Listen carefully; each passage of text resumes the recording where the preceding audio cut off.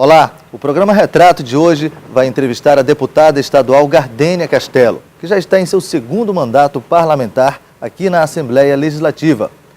Ela é formada em arquitetura urbanística e também é bacharel em direito. Sua atuação parlamentar tem destaque na luta pelas minorias e também foi vice-presidenta da Comissão Parlamentar de Inquérito que investigou casos de violência contra as mulheres no Maranhão. Deputada, é um prazer recebê-la em nosso programa. Prazer é nosso. Deputada, em sua trajetória, nós sabemos que você faz parte de uma família tradicionalmente política, uma família que tem um nome de peso no estado do Maranhão, a família Castelo. De que forma que isso influenciou a sua infância? Desde cedo, a senhora já tinha uma pré-determinação a se tornar política? Não foi dessa forma. Na realidade, eu relutei muito, né? Eu nasci praticamente na política aos 8, 9 anos de idade. Eu já vivenciava esse ambiente, né, em casa. Meu pai, político desde jovem, muito cedo, e eu vivia isso, esse clima político eu vivia, mas é claro que eu participava, eu me sentia motivada em participar, né, dos movimentos, mas eu não tinha esse desejo e nem imaginava que eu fosse, de fato, entrar para a vida política de forma direta, né, sendo protagonista, como candidata, enfim, como parlamentar, ou qualquer que fosse, né, o mandato. Mas aí os tempos foram passando, eu cresci e já eu diria, na minha juventude, na minha adolescência, já comecei a participar das campanhas. E comecei a participar dos movimentos sempre aqui em São Luís, né?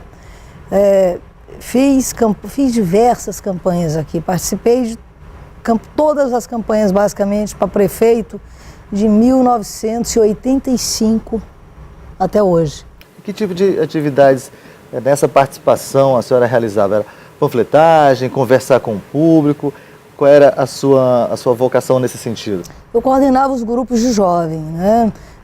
Então a gente organizava grupos para panfletar, enfim, para visitar as comunidades, fazer um movimento, de fato, um movimento mais acelerado, né? Aquele movimento que a juventude faz. E aí em 85, eu participei aqui da campanha de Gardênia, candidata a prefeita. Essa época eu fazia faculdade de arquitetura em Brasília. E vim para cá nas férias, participar da convenção, naquele momento, para homologar o nome de Gardênia como candidata a prefeita. E aí resolvi voltar a Brasília, trancar minha faculdade de arquitetura. Eu me formaria já este ano e até formaria um pouquinho antes, mais cedo ainda. Tranquei a faculdade e retornei para São Luís e participei da campanha. Aí, terminada a campanha, eu voltei para Brasília, concluí a faculdade de arquitetura e urbanismo. Quando eu acabei a faculdade, Gardênia, minha mãe era prefeita, tinha sido eleita, então ela disse: você não quer voltar para São Luís, não é, para nos ajudar aqui?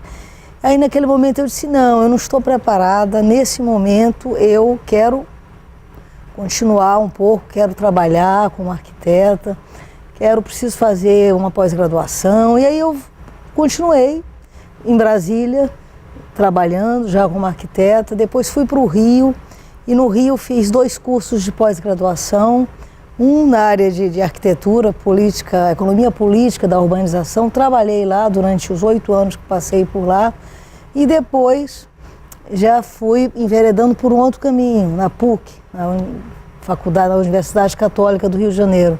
Fui fazer um curso de finanças para a empresa. Já nesse momento eu já estava me preparando para retornar para São Luís, né, e vim morar aqui em São Luís, isso em 94. Eu já estava bastante tempo fora daqui, mesmo fora assim, estudando, morando, mas as férias, frequentemente aqui eu passava, não é? As férias de escola, as férias de universidade, enfim, era aqui direto. Em São Luís, eu dividia entre São Luís e Caxias. São Luís, minha terra natal, na casa da minha avó materna, e Caxias, minha terra de coração, na casa da minha avó paterna. Se algum eleitor quisesse conhecer uma obra da arquiteta Gardênia Castello, onde poderia ver isso? Olha, eu não cheguei a fazer obras grandiosas. Eu tenho pequenos projetos no interior do Rio, né, que eu fiz contratada como pela iniciativa privada, e trabalhei numa empresa que foi muito grande, que cresceu muito e que depois fechou as portas, porque cresceu sem um planejamento adequado, que foi a Encol Engenharia S.A., uma empresa que esteve presente no Brasil inteiro, mas que, infelizmente, deixou de existir. Aí, depois disso, voltei para o Maranhão.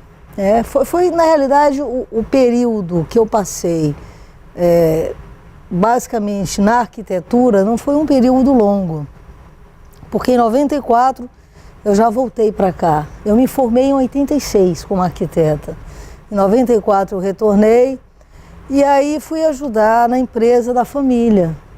Uma empresa que já vinha há muitos anos, e eu passei um tempo por lá. E aí, chegando aqui no Maranhão, eu comecei a viver mais de perto a política, evidentemente.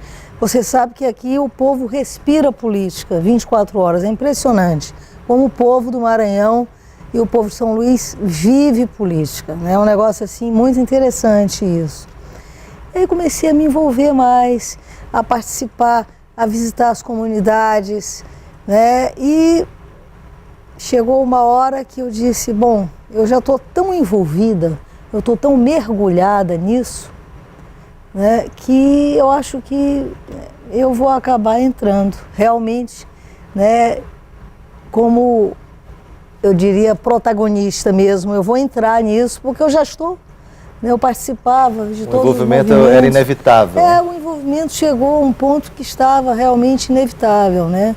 Mas antes disso, a senhora se envolveu com o mundo da justiça, o direito, chegou a se tornar bacharel em direito. Não, aí o que aconteceu foi o seguinte: quando eu decidi, né, que eu estava realmente com a ideia de entrar de fato para a vida pública, né, minha primeira tentativa foi em 2002, como candidata a deputado estadual.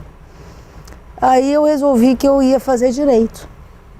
Porque o direito... Uma mudança e tanto, hein? É uma mudança radical. De arquitetura para direito... Mas o direito, ele é universal. Ele é universal, né? Ele te situa e te ajuda em todas as áreas. E principalmente na política, né? Eu comecei a pensar na questão do processo legislativo, que é muito importante. E aí resolvi fazer direito e fui fazer direito. E essa faculdade de direito foi interessante porque eu fiz... E durante o curso, para concluir a faculdade, eu tive que trancar pelo menos 5 vezes o curso. Porque aparecia uma campanha, mesmo que não fosse minha, mas que eu ia participar, e eu para trancar e não dava conta, trancava o curso. Mas, felizmente, eu tive muita vontade mesmo de fazer esse curso. Fiz por opção, por desejo, né? Como também fiz arquitetura. E aí concluí o curso. Né? Depois de uma longa caminhada, eu concluí o curso, antes mesmo da minha... Eu concluí o curso, eu iniciei em 2002 e concluí em 2007, acho que foi 2007, ou 2006 ou 2007. Poderia até ter acabado o curso mais rápido, porque quando eu entrei para a faculdade, eu trouxe algumas cadeiras do meu básico de arquitetura. Então, aproveitei muita coisa, né? E aí... O mundo da política, ele às vezes é bastante turbulento, exige muito da gente. Eu até gostaria de fazer aqui um reparo para dizer que, na realidade, eu comecei aqui na UFMA, né? Eu comecei fazendo desenho industrial na Universidade Federal do Maranhão. Mas porque eu queria fazer arquitetura e não tinha arquitetura nessa época. Antes de ir a Brasília? Porque aí foi que eu retornei para Brasília, porque esta época, João Castello era governador do Maranhão e eu vim morar aqui. Na realidade, eu saí de Brasília em 1978 e vim para o Maranhão porque a família toda veio, eu tive que vir. E aí eu queria fazer arquitetura já definido claramente, mas não tinha faculdade de arquitetura, e eu fui então fazer desenho industrial. Depois que eu estava com 6 meses na UFMA, eu vi que não ia tão cedo abrir a faculdade de arquitetura aqui. Aí eu disse em casa, olha, meu pai, eu preciso ir para voltar para Brasília porque eu quero fazer arquitetura e aqui não tem o curso e não vai ter, pelo que eu estou vendo, e realmente chegou acho que 10 anos depois. E aí então eu fui para Brasília, e lá em Brasília eu fui para a Universidade de Brasília, UNB, e acabei fazendo arquitetura, fiz o curso de arquitetura, concluí o curso e bom, e aí voltando agora para a política.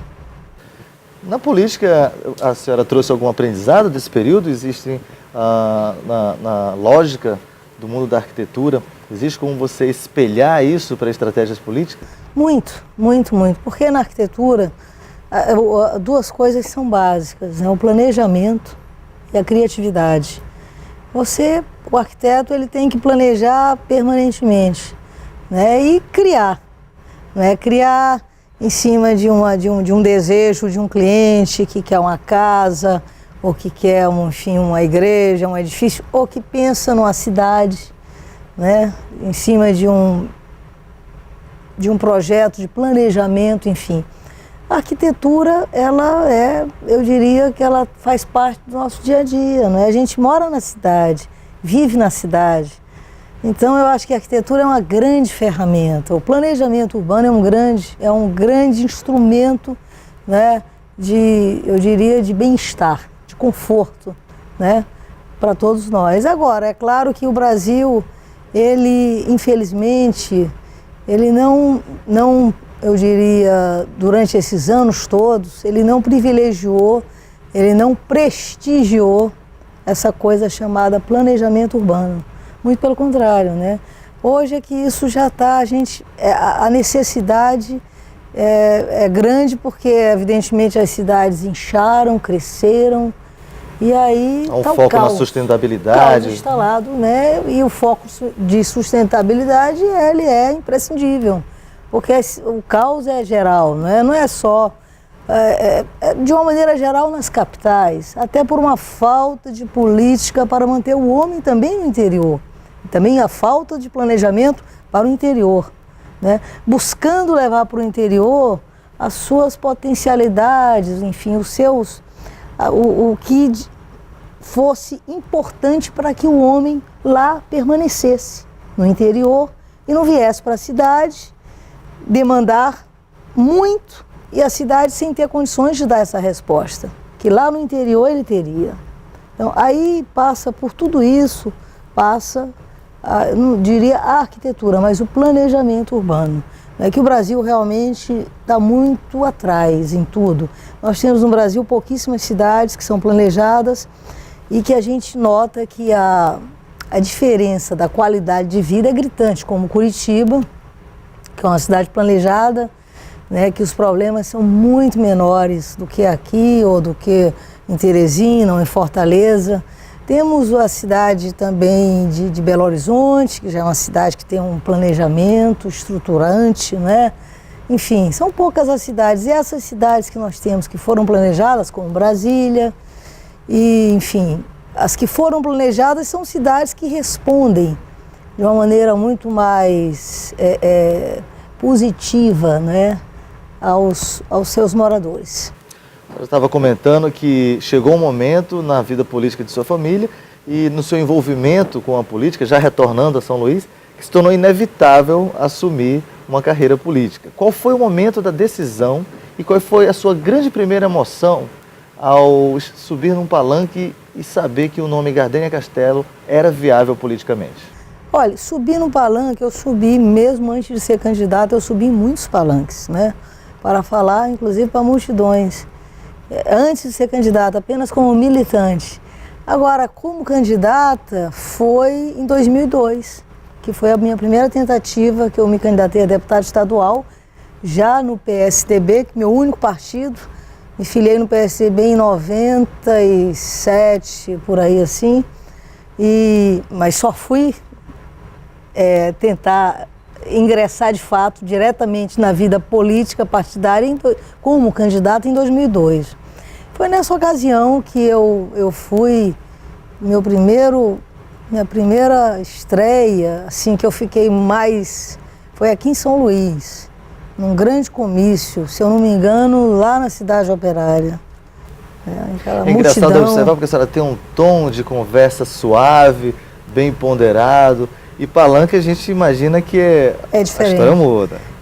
Palanque a gente não pode falar manso assim, né? A gente tem que falar mais firme, né? Até para passar segurança e aquela história. E como se diz no ditado popular, o povo sentir firmeza. E a senhora sentiu o retorno do público? Eu senti. A minha primeira experiência foi muito positiva, né? Eu tive quase 16 mil votos e naquela ocasião fiquei como segunda suplente por 60 votos, 66 votos, né?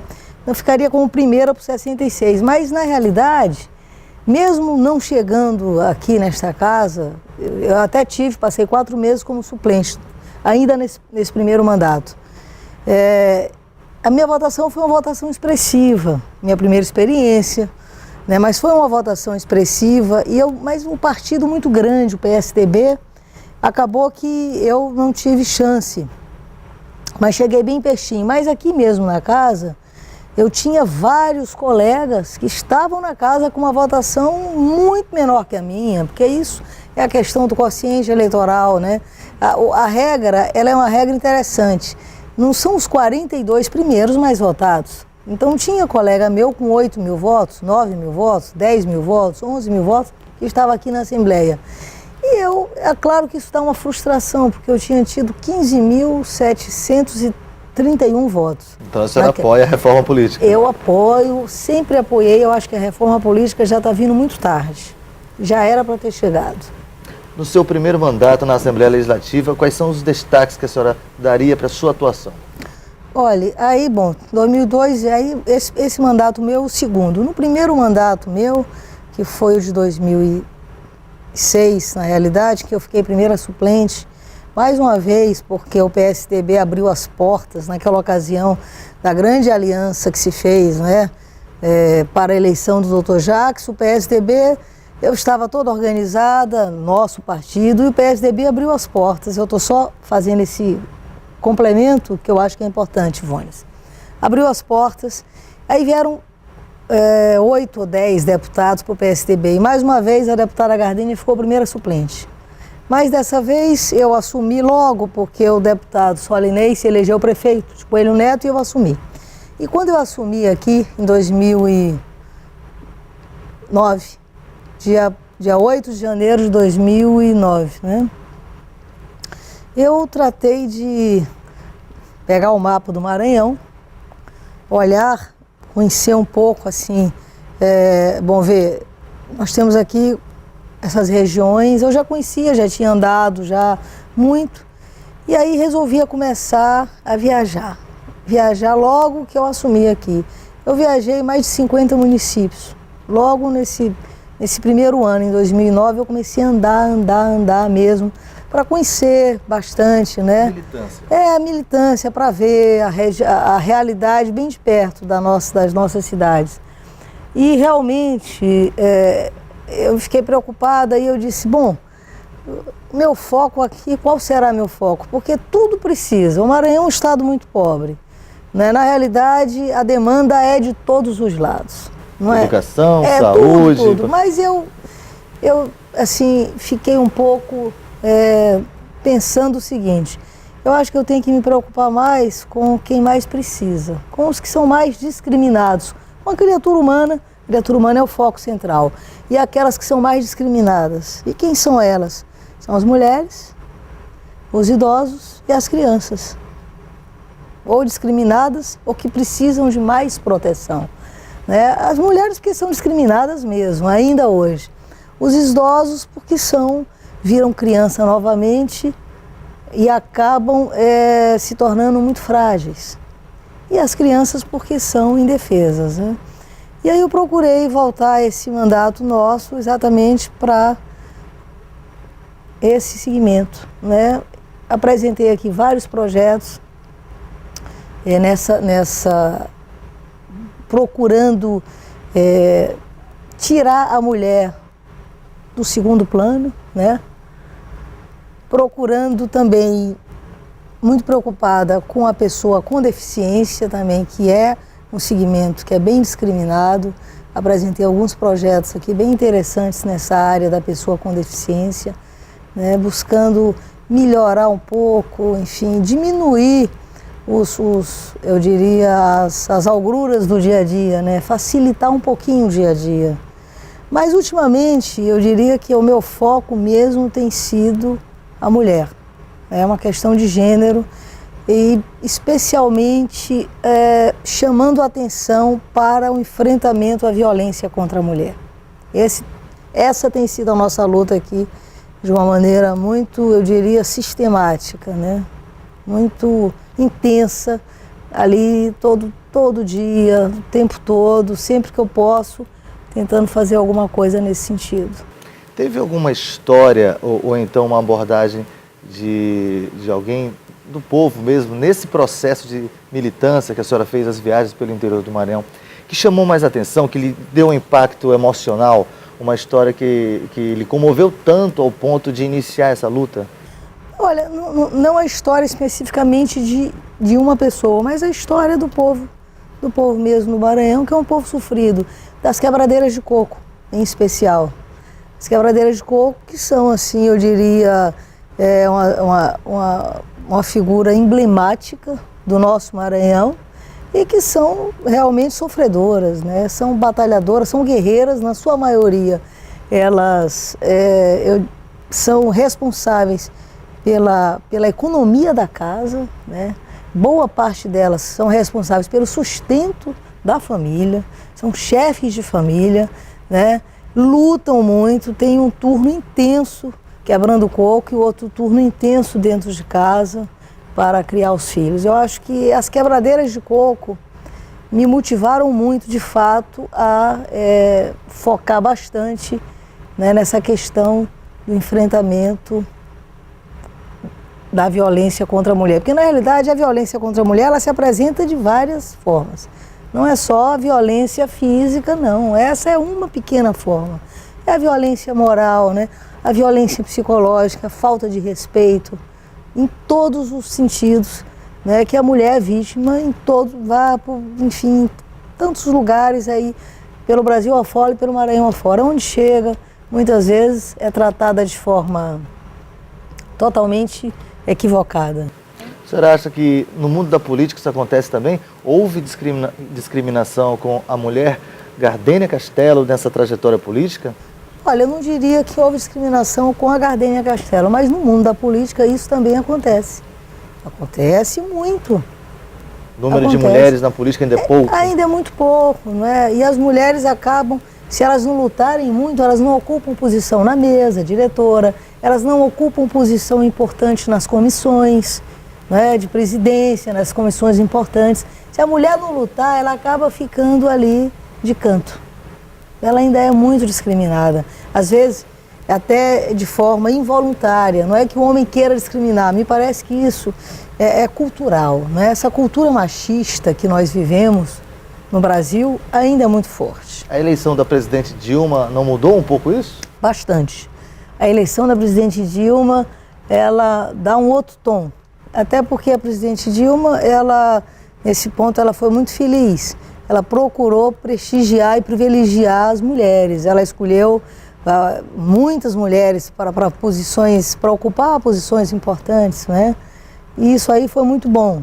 Já deu um outro norte, né? Ela abraçou essa questão da violência contra a mulher, né? Pensou na criação da Casa da Mulher Brasileira, né? Enfim, houve, de fato, está havendo um movimento muito maior para colocar a mulher ao lado do homem, que é como ela tem que estar. Nem na frente, nem atrás, mas ao lado, né?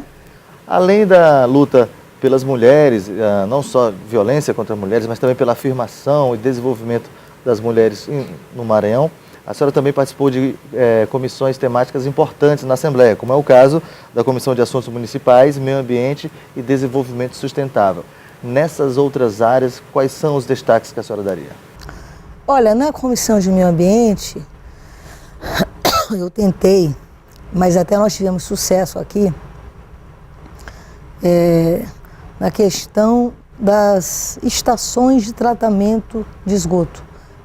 ETs, as famosas ETs. Lá em Santa Catarina, nós tínhamos esse modelo que é muito interessante. A cidade de Santa Catarina,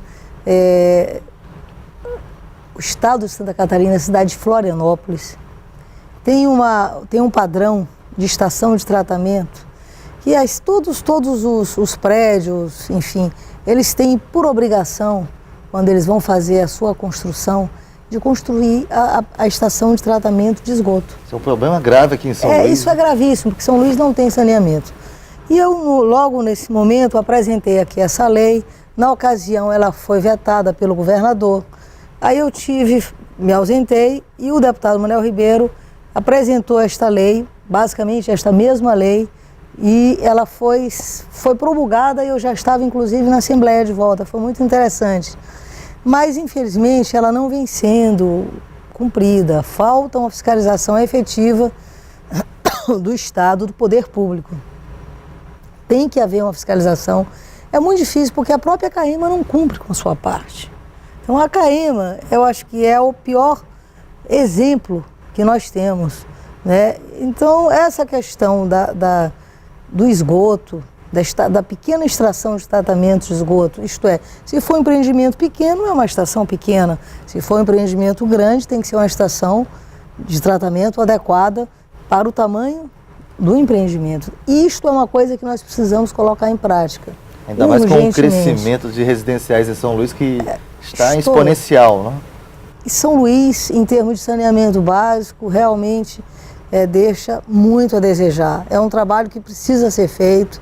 É uma questão que precisa ser enfrentada e o governo do estado tem que agir de maneira firme, porque o município não tem recursos para enfrentar essa questão. Só o município não tem a menor chance de enfrentar essa questão do saneamento básico. Isso é um trabalho para o governo do estado, de mãos dadas com o governo federal e com o governo municipal e, evidentemente, contando também com a iniciativa privada. Deputada, em sua trajetória aqui na Assembleia Legislativa, são muitos desafios, às vezes muita pressão. Em algum momento a senhora pensou em desistir? Não, eu nunca penso em desistir de nada, absolutamente nada que eu faço no meio do caminho. Eu posso dizer que às vezes eu paro e penso, digo, bom, será que eu vou continuar nesta luta, não na luta política, mas como deputada, né? Porque o político não é só o que tem mandato.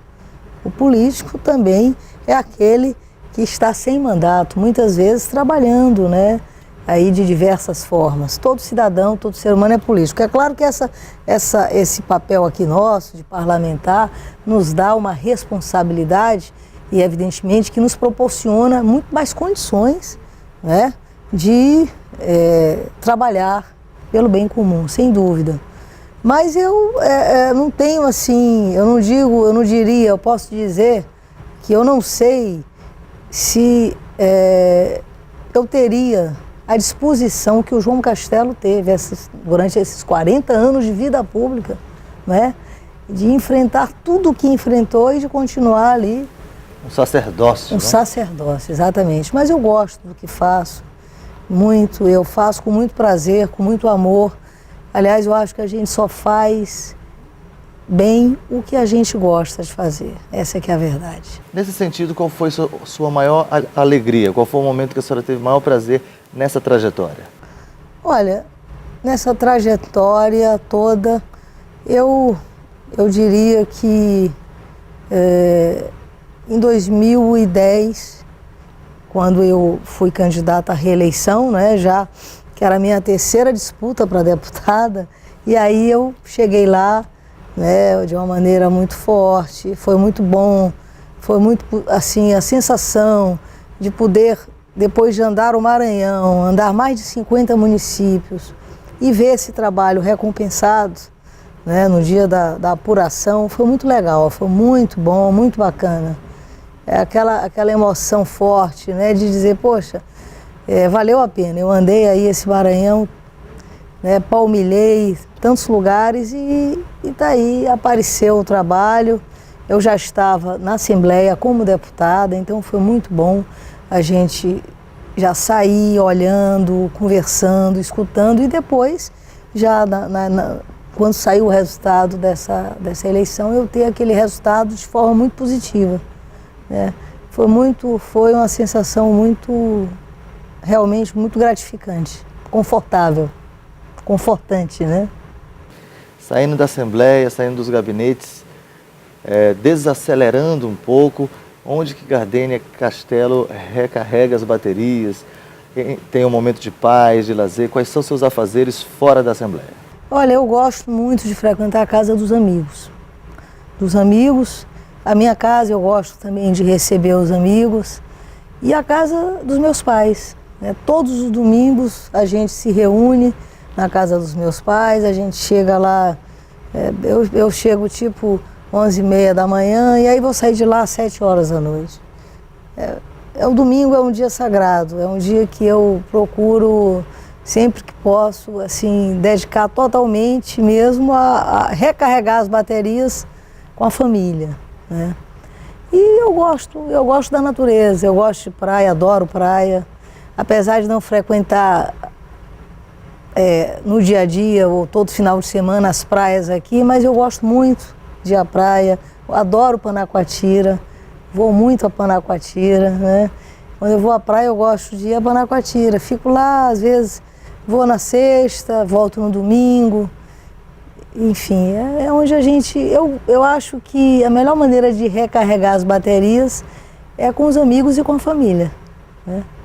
Para encerrar a nossa conversa, qual é o seu grande desejo para o estado do Maranhão e seu sonho pessoal como uma parlamentar que vem atuando aí no seu segundo mandato? Olha, meu grande desejo para o estado do Maranhão é que o Maranhão possa, de fato, viver um momento diferente. E que momento é esse? É um momento em que o estado possa ser mais justo, né, com seus moradores, não só com seus filhos, mas com todos que aqui habitam. É um momento que esse estado possa, de fato, mostrar a sua potencialidade, que é enorme, né? Possa ter um Maranhão com muitas indústrias limpas, é claro, que não gerem poluição, que possa gerar emprego para essa juventude que está toda aí precisando trabalhar, querendo trabalhar. Esse, de fato, é o meu maior desejo. E o meu maior sonho enquanto parlamentar eu diria, ver a criatura humana, né, a cidadã, o cidadão, o jovem, enfim, a criança, com qualidade de vida. Na nossa cidade de São Luís, no nosso Maranhão. Esse é o meu grande sonho. Vamos esperar que esse sonho se concretize o mais rápido possível. Deputada, obrigado por sua participação no programa Retrato. Eu que agradeço aqui a oportunidade, né, de estar aqui com você hoje.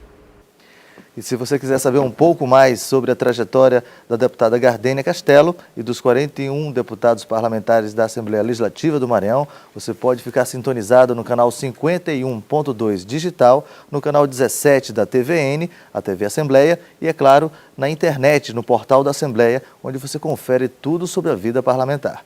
Para você, até a próxima e fique sempre atento à programação da TV Assembleia.